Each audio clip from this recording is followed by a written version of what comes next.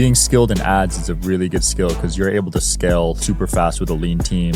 I work very little. Like now I work on my coaching program, which is pretty much reserved, but now I'm restructuring the whole coaching program and just kind of giving everything away. Not that many people who are able to invest in a super high ticket. This is incredible. This is changing my business, but I want to offer it to more people. On the back end, you know, if people want one-on-one consulting with me, then they can pay for that. Wherever you guys are watching this show, I would truly appreciate it if you follow or subscribe. It helps a lot with the algorithm. It helps us get bigger and better guests, and it helps us grow the team. Truly means a lot. Thank you guys for supporting, and here's the episode. All right, guys, here with Rich Feola. We're going to talk lead gen today, aren't we? Yeah, let's do it. It's not the sexiest business, but it's a money maker. It gets the job done. Yeah, and you've scaled to $4 million a month in 18 months. Yeah, in my ad agency. Yeah, so I started the ad agency in 2017, and it was basically a side hustle. Like most people started their ad agencies, right? There's so many coaches who started an agency, and then they said, hey, you know what? I can actually make more money by coaching people how to start an agency, even though they didn't really scale their agency that far.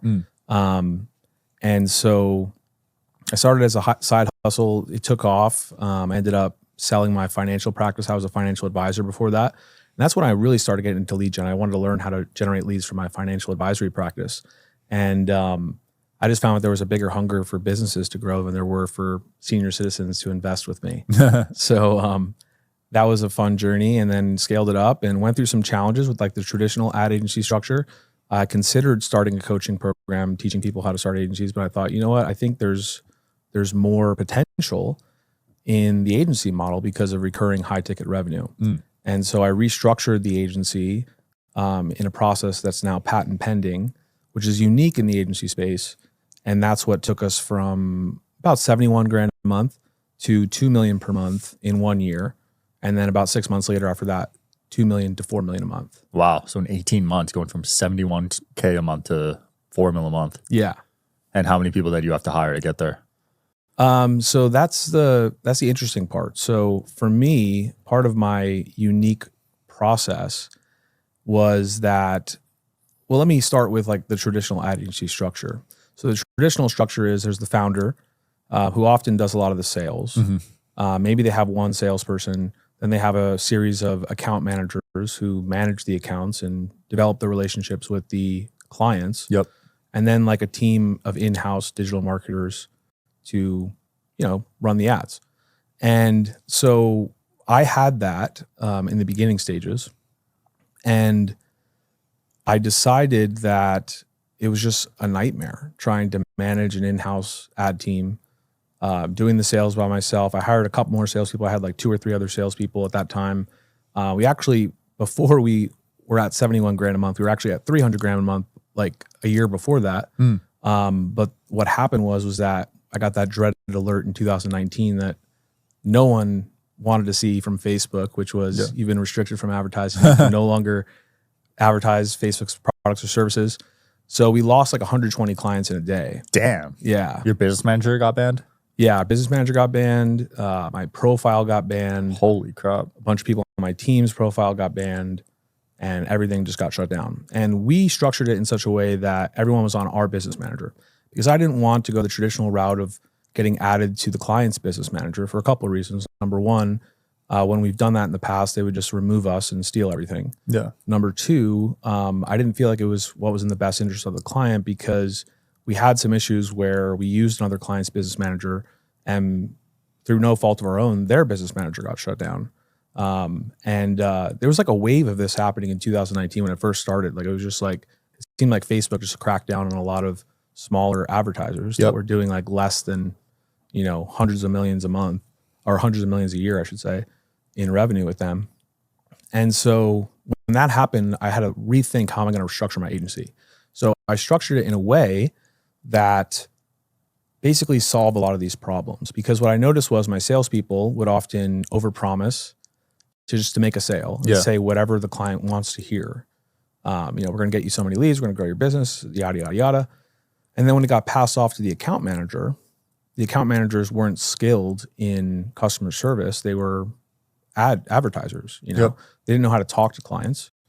They didn't know how to retain clients. And oftentimes they were fighting with the clients because the salesperson set the improper expectations.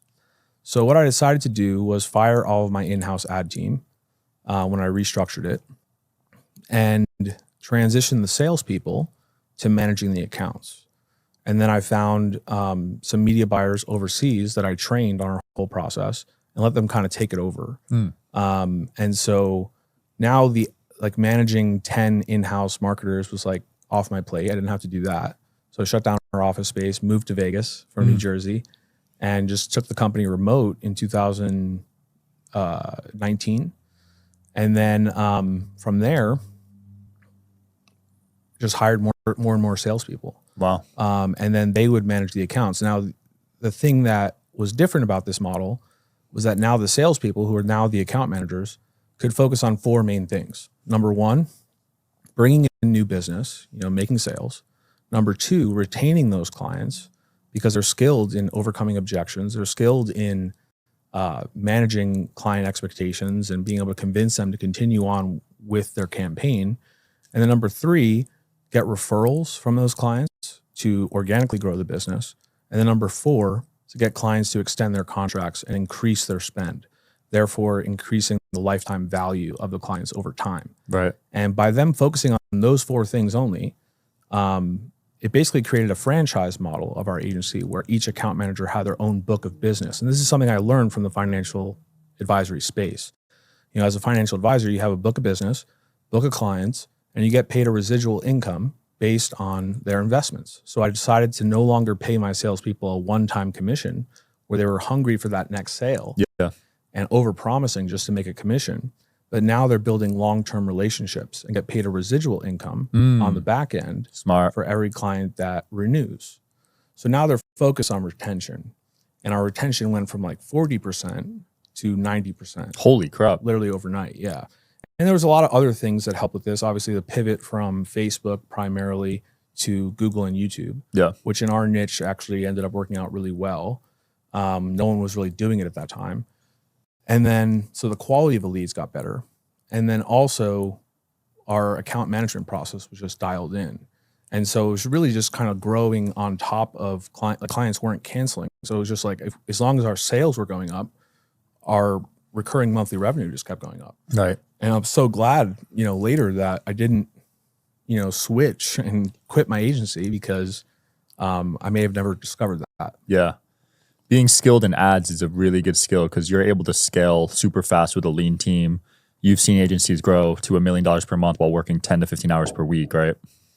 Yeah, I mean, that's what I say, right? It's like I work very little. Like now I work on my coaching program, which is pretty much reserved for elite agencies, like agencies that are at least at like $100,000 a month to $500,000 a month, and they want to get to $1 million or $2 million a month.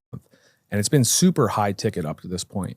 But now I'm restructuring the whole coaching program to be mid-ticket and just kind of giving everything away because I think, there's just not that many people who are able to invest in a super high ticket. Everyone that's in it is like, this is incredible. This is changing my business. But I want to offer it to more people. And then just on the back end, if people want one-on-one consulting with me, then they can pay for that. But just kind of give it away on a mid-ticket level. Yeah, there's very few industries where you could scale like that, working that hours. Yeah. I really can't think of any other than this and maybe crypto. Yeah, exactly. So, I mean, the beauty of it is that as the founder now, I'm not doing sales, I'm not doing account management, and I'm not doing ads. So by outsourcing all 3 of those things, all I have to do is just direct the company wherever direction it has to go. I'm focusing most of my time on offer creation. How are we going to go from adding 80 clients a month to adding 150 clients a month? How are we this quarter going to initiate a way to acquire 400 clients and maintain this retention? So like, I'm just like focusing on the numbers and focusing on where I'm going to go next. And I'm really just mostly spending most of my time thinking than I am in the business. Wow, that's brilliant. And that's what a CEO should be, right? Right. A thinker shouldn't be someone just hands-on doing everything. And a lot of people want to micromanage as a CEO. Mm-hmm. Yeah, I mean, I'm not going to say that I don't micromanage sometimes. I do get in the weeds sometimes when it's necessary, but it's not like this perfect, utopia that I'm in, but that is the goal, is to ultimately be out of the business. Yeah. What industries have been a main focus of you recently, and what are you excited about? Yeah, so we started in solar. So we have mostly solar energy clients. Our company's called Solar Exclusive. And then about 3.5 years ago, I launched Roofing Exclusive. And I talk about this in my program. When I originally launched Roofing Exclusive and HVAC Exclusive 3.5 years ago, it was kind of a distraction because I used the same account managers that were in the solar space to like add in roofing and HVAC. So now we're doing in 3 niches, and it actually took away from the potential growth that we had in just the solar niche. So in my training, I teach about how there's vertical scaling and then there's horizontal scaling.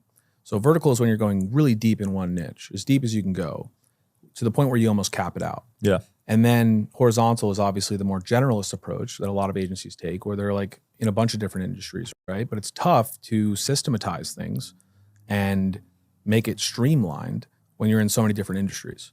And for me, just being in 3 was kind of a distraction. So we ended up stopping focusing on roofing exclusive and HVAC exclusive and just really went deep with solar. And that's when, we just kind of took it to its max.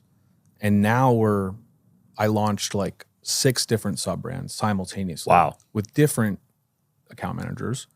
And by doing that, we've already turned off 2 of them, and we're scaling 4 of them. Okay. Because I wanted to test like 6 different ones. So I did turf, which is like turf installation companies, all home services. So turf installation, water treatment, window remodeling, kitchen remodeling, bathroom remodeling. We're also getting into insurance, which is my background, insurance and financial advising. So we're doing some financial advisors and also insurance agents. So we're kind of branching out and just throwing a bunch at the wall and just hoping that it sticks. Yeah. And then kind of go from there. But this process of horizontal scaling just started for us about 3 months ago. And I've been documenting the whole process so I can train my students on how to really build an agency from scratch, because that's basically what I'm doing. Because we're not like building it under one massive brand. We're building it under separate brands for each individual industry. Interesting. Why wouldn't you want to bundle them up into one company? Because then you could sell that, can't you, down the road? So actually my attorney recommended that we separate it and structure it in such a way so that we can sell particular sub-brands individually to strategic buyers in those industries. Got it. So for instance, let's just say for instance, I wanted to sell the solar exclusive brand. I could sell that while maintaining ownership of all the other sub-brands. I see. And then I could sell the other ones. I could bundle them all up if the price is good enough, but I could also just sell one at a time. Yeah. And then I don't lose my entire business because it's really a cash cow, and we've been able to do a lot of great stuff and charitable work and stuff like that, that I'm passionate about. And I don't know if I want to like lose my income source, right? But I'd love to potentially sell some of these sub brands and then continue the process of going out and diversifying into other ones. Have you found a sweet spot in terms of price offering? Because to run lead ads, you probably need some good margin, right? Yeah. So, we've tested this a number of different ways. It really comes down to the value that we're providing to the industry, right? Some industries make a lot of money per sale. Some industries make less. So we kind of have to structure it in such a way that we're still making margin, but that it still makes sense for the business, right? Because otherwise, if the cost per acquisition isn't there, like they're not going to be retained. And that's what I really wanted to focus on in my agency was retention. So we don't have retention. This is why agency owners pull out their hair all the time. It's like they put all this work into a client and they just end up canceling. And it's like you're always bringing in new clients to replace the ones you lost, and you can't really scale. Right. So, it's been strategic on, it's different for every brand. Yeah, agency model's tough, man, because you're charging monthly and then you're charging % of ad spend. So for them to profit, it's tough sometimes. It can be. But, that's why I'm so thankful for my team and what we've done, because we just tend to get really good results for all of our clients. Like, if you don't have really good results for your clients, it's impossible to scale an agency. Right. Like, there has to be some differentiating factor of your advertising and your marketing that somehow makes you special compared to all of your competitors. And if you can find that, I think that's one of the the hidden secrets of our agency is that we can provide really good results, whereas a lot of other agencies are kind of always scrambling, trying to find the thing. And I think sometimes we get marketer brain where we're like, we think we have to split test everything, you know? Yeah. But like sometimes it's just good to just stay the course and do some things that are kind of cookie cutter. But if it gets results, why change it? Yeah. Bread and butter, stick with it, right? Yeah. Yeah. How important is the ad creative compared to the product? Do you have like a formula that you use for your ads? You know, it kind of is a formula. Yeah. I mean, it's kind of like, you know, focusing on the pain points, obviously, like any good marketer would do. And then solving those pain points with the benefits that we provide and solutions we provide. And then just really kind of measuring, you know, ultimately, like, especially in home services, because before I was a financial advisor, I knocked on doors selling windows and selling roofing. And, you know, the whole commission structure at the company that I worked, where I became a manager and, you know, wrote scripts for the company and stuff like that. The whole structure was based on not only just setting a lot of appointments on the doors, but also how many of those appointments actually transition to an actual meeting. Like kind of like, you know, in the digital space, we talk about like, hey, I can fill my calendar with high ticket sales calls, but like if my show up rate is terrible, it doesn't really matter how many bookings you got. Right. You know, it depends on like, what is your show rate? What is your actual cost per sit? What is your actual cost per show up?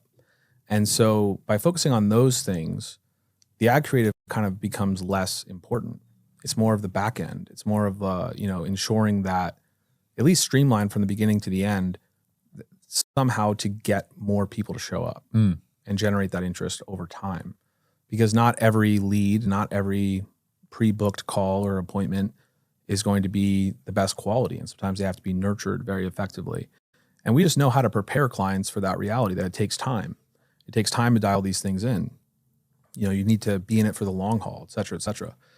And usually a lot of our split testing that we do is usually on the back end more than the front end. Got it. There was a recent FCC law passing. What exactly happened there? Yeah, so the new FCC law is going into effect in January. And this law is basically outlawing mass text technology, auto dialing technology, and AI technology for any leads that don't have one-to-one consent. So one-to-one consent is basically, you know, the consumer has given express consent to one company to contact them. Now, before this, in the lead gen space, you know, all the publishers and all the things that happen with like ping posts and all that stuff. Yeah. Before, you could just have blanket consent. You could have a disclosure above the phone number or below the phone number that stated that these leads can be called by anyone at this link. And you just put a link and you just list all the people you sell your leads to. Are you interested in coming on the Digital Social Hour podcast as a guest? Well, click the application link below in the description of this video. We are always looking for cool stories, cool entrepreneurs to talk to about business and life. Click the application link below, and here's the episode, guys. And that was easy because it was just blanket consent. But the federal government caught on to this because now consumers get called by so many people because the leads just keep getting resold over and over and over again. So it's like this whack-a-mole where you have to like ask them to remove you from the list. Yeah. And you can never get off because the leads are always resold. So this law is putting an end to that, where now the disclosures are going to have to be per company. Now, I'm not sure exactly how people are going to initiate this. I'm sure there's going to be some technology that they figure out, but I'm glad that I set up my agency the way that I did, because the way we set up our agency originally was that everyone would get an exclusive campaign. So we set up, you know, landing pages, automations, ads individually for each client. We manage their ad spend. And then essentially the leads go only to that company. And like everyone has a separate exclusive campaign. Now, the disadvantage with this is that if you have multiple clients in one region, they can compete against each other. But most lead gen outfits, what they do is they just send everything to one landing page, compile all the leads with blanket consent, and then redistribute the leads on the back end and resell them multiple times. So that is what's not going to be able to be done anymore. So it was actually by the mercy of God that we set up our agency 7 years ago so that it was already set up exclusive. So for us to be compliant, all we have to do is just change that disclosure from being a link with all of our clients to just the company unique, so that only that company can get those leads. Now, I think this is good for the lead generation industry. I think it's good for most business owners. The reason I think that is because now the government's going to be like really watching these auto dialers and this mass text technology and this AI technology. Yeah. See if people are using it, by the letter of the law.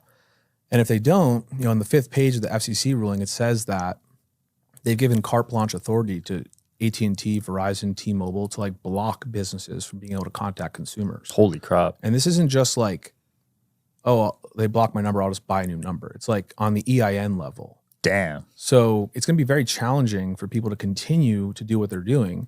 And it says in the ruling that they can actually do this even if they suspect that you broke the law, not necessarily that you did. So it's going to be a real challenge, but I think it's good for the consumer because now they're not going to be getting blown up by so many calls. Yeah. Basically, there's an expiration date on all age leads. So all age leads are not going to be able to be called anymore after January of 2025. So what does that mean for the people who continue to run ads? It means that the people who do fill out your lead forms and do become leads are not going to be blown up all the time by your competitors. So that means more people are going to be likely to answer the phone. They're not going to be getting annoyed with so many excessive calls. Right. So the show up rate and the pickup rate is going to be better for the clients who stay the course, which is actually a good thing, I think, for the industry. Yeah, it'll be interesting to see how that plays out over time. I will say it is annoying as a consumer. If I fill out my phone number on a site, like I just did one last week, I wasn't even selling a house. I was buying a house, put my number on the site. 6 different realtors called me. Yeah. I was like, what the hell? And you're probably still getting calls. Dude, it was a home value calculator. It wasn't even like I was looking to buy the house. I was just seeing how much it was worth. Right. And they're asking if I want to buy it. 6 different people. Wow. Pretty crazy. Yeah. And they probably get a fat commission on that. So probably, yeah. And then like they could sell it to other people, but I'm still getting calls from things that I filled out like 6 months ago. it's annoying. Yeah. Yeah. Lead gen space is fascinating though. I know some heavy hitters in the space. Yeah, I'm sure. Like it's very possible to do 8-9 figures in that space. Yeah, totally. It really drives the whole economy, honestly. Yeah, because you need leads. Yeah. And a lot of people suck at getting them. So yeah, that's where you come in. Yeah. Did this take off first year? Were you profitable at first? I was profitable, but not super profitable in the first year of my agency. We first were like on a pay per lead model. And I think it works great for some people who can really dial that in. But for us, it was like, when we had some clients in certain regions, we didn't know that like I was like super green to the lead gen industry. But like there's, if I'm running a campaign for solar in New Jersey versus a campaign in Arizona that's had solar for decades, or California where solar's been there for decades, but like New Jersey 6 years ago was like a brand new market. There weren't many solar companies. It was kind of like a developing market. Yep. So the same ads, the same process is not going to work in 2 different states. So when I thought, I'm going to build this agency on a pay per lead model, I know that I could generate the leads for this. I'm going to charge this. This is going to be like easy amazing. money. Easy money. Yeah, it's going to be easy money. But then like when we went to some of these tougher markets, it was like, oh man, I'm losing money. So like we had to redo the model and interesting. And we shifted to retainers. So a lot of it's timing then. Yeah. When a new product hits that region, you just go all in. Yeah, it is. And I know there's a lot of people in the lead gen space that do that. They just kind of wait for the next opportunity and just make a ton of money and then move on to the next. But it's been great to build like a consistency and, build a brand in a space. And our team is just so phenomenal. Like I can't stress enough how amazing our team is. And, during economic challenges and, industry challenges, like I can say that we never had to lay someone off that was essential to the company. Wow. Which is great. And no one's ever quit that was essential to the company. That's even more impressive than me. Yeah. So like all of my account managers, like I was explaining before, our salespeople, like some of them have been with me 6-7 years. Some of them have been with me 3-4 years. We have a couple of new ones who were setters first, and then we promoted them to account management. Because that's really a hard model. Like we hire setters, they set appointments for the closers, and then we promote them to closers because the setters see how much money that the closers are making. Right. And like my top sales guy, he can make anywhere from 50 to 70 grand a month. Holy crap. Yeah. And it's like his own business opportunity. And the setters see that and they're like, man, I want to be the next guy who gets called up, you know, like they're on deck and they want to go in and go up to have their opportunity to be at bat. Yeah.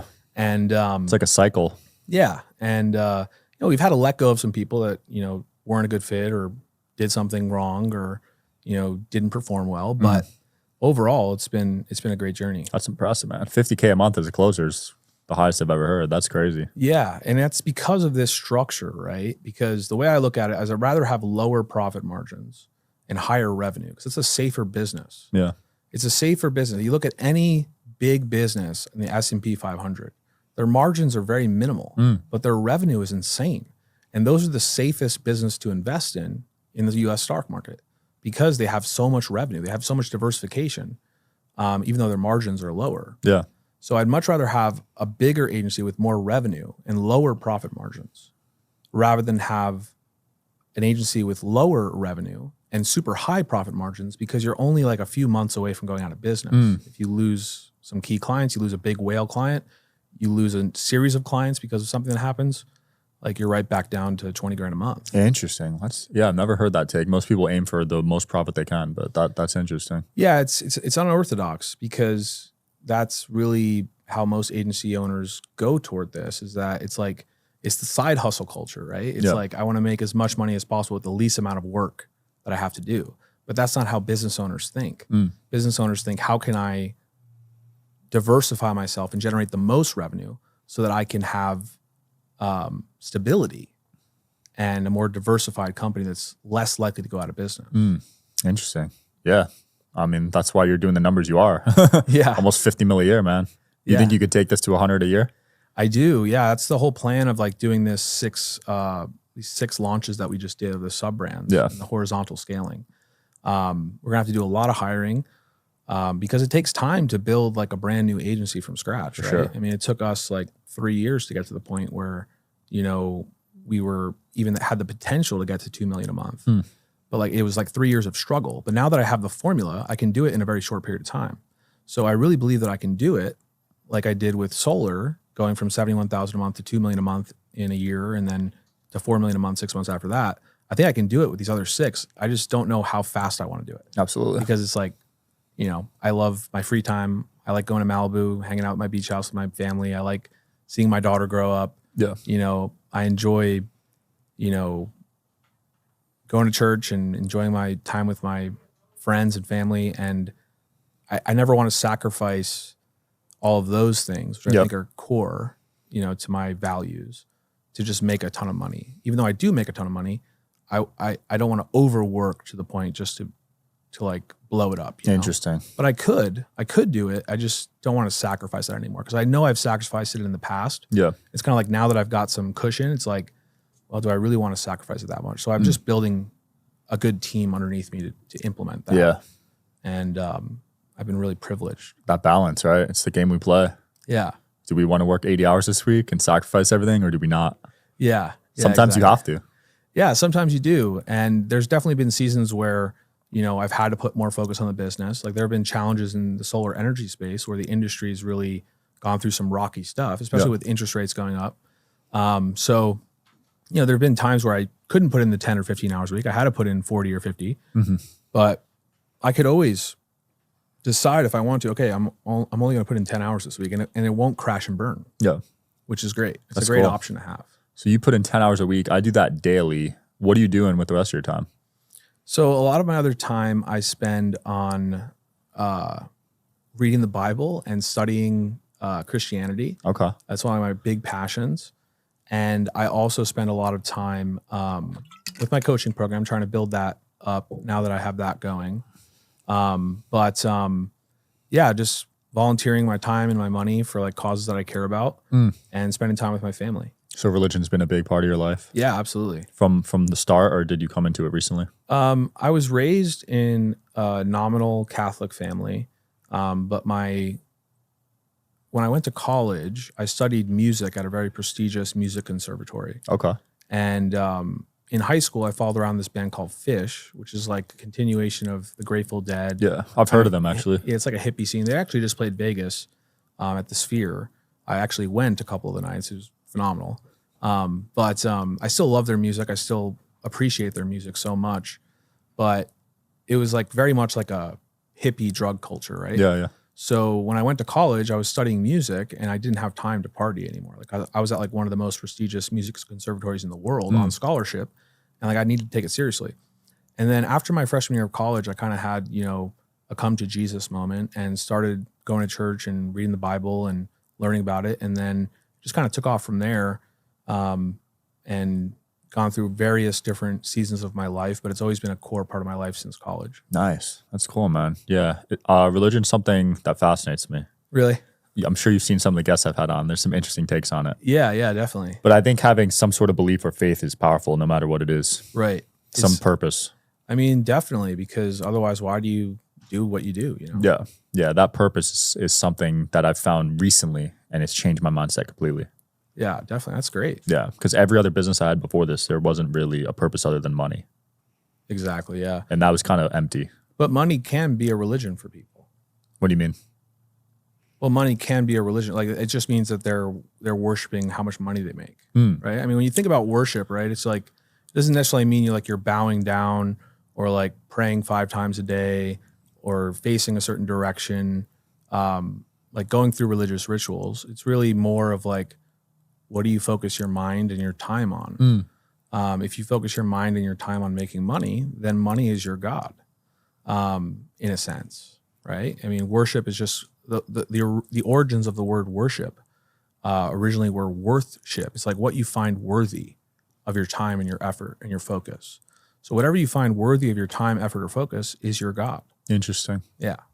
The people that have money as their God, though, I just feel like long term it doesn't seem to work out. You know what I mean?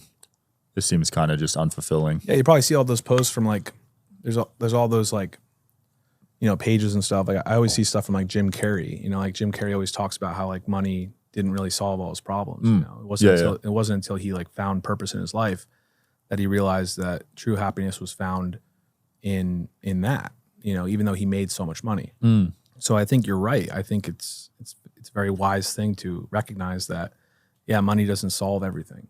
I think it's good important to have. It's good to have. It's good to have to like make sure you're not like, you know, struggling and like it doesn't bring unneeded stress to your life that you don't need. But you know, just think about like the sheer volume of people on planet Earth. Most people aren't as privileged as you or I to like make a lot of money, especially at a young age. It's like very rare. Super rare. I mean, like even if you think about like the 1% in America, like you have to make, like, I think it's like 600 grand a year or maybe like 800 grand a year or something like that. Is that household or is that individual? I think it's household. Oh, that's not, You're in like the top 1%. Wow. It's like, it means 99% of people in America, the richest country in the world, like make less money than you, which is like, you have such a great responsibility to like make sure that you're using it for the right purposes. Yeah, that's important to me. Before I was using it in, I wouldn't say selfish, but just mainly on myself. Yeah, I've been there too. It's like, it's not easy like to come into a bunch of money and be like, all right, well, you know, 20 years from now, my 20-year later version of me, how are they going to think about me making these decisions now? You know, I didn't think about that, you know, because I was young and stupid and all those things. But like, you know, you kind of have to think that way. It's like, what would your future self say? You know, when you're 85 years old on your deathbed, like, what do you want that story to be? Right. And that's something I think about often. Same. Yeah, I don't want any regrets. Yeah. Definitely after seeing certain people close to me pass away with just massive regrets, it's like, dude, that ate at them their whole life. Right. You know? Yeah, I want to live my life. Rich, I didn't think we'd turn there, but it's been fun, dude. Anything else you want to promote or close off with? Yeah, so just check out obviously everyone here is like marketers that are probably listening. You could check out ad-visory.com. That's my coaching company. It's a play on words, so advisory. So it's ad, obviously for advertisement, and visory is a suffix that means vision. So it's just like visionary ad agency coaching. So ad-visory.com. You can learn more about my coaching program. It's going to become mid-ticket very shortly, hopefully by the time this goes live. And then you know, you can take everything for pretty low amount of money that, you know, I've learned over the last 7 years scaling to 4 million a month. Perfect. We'll link below. Thanks for coming on, man. Thanks. Yeah. Thanks Appreciate for watching, you. guys. We'll link below. Check it out. See you guys tomorrow. All right.